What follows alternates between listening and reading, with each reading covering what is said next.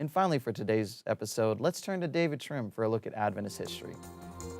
This week in Adventist history, we focus on the beginnings of Adventism in Argentina and a remarkable early example of total member involvement. On August 26, 1894, Francis Westphal, known as Frank, a German-American missionary from Wisconsin who had recently arrived in the Argentine capital of Buenos Aires, left his family there and traveled north, heading for Entre Rios province.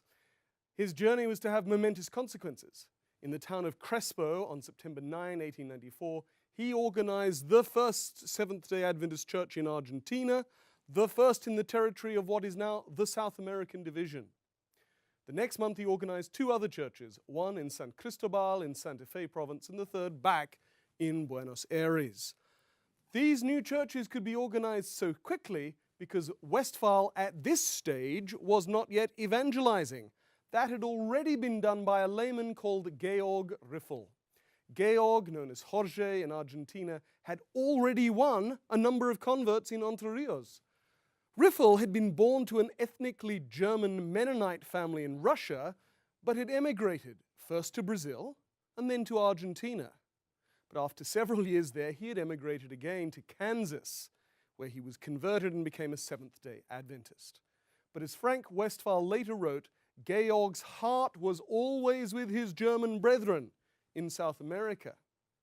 And as a result, Georg and his wife Margaret gave up a very rich farm in Kansas and moved back to Argentina, where Georg began studying the Bible with his neighbors. Eventually, he wrote to the General Conference reporting that he had baptized 50 people. The response, when it came, was a rebuke, telling him that only ordained ministers could baptize, to which Riffel replied, "Send us a German-speaking minister." Westphal was the minister who was sent. Today, those first three churches have grown to more than 27,000 congregations in the South American division, which have a total membership, as of June 30, 2018, of 2,471,483.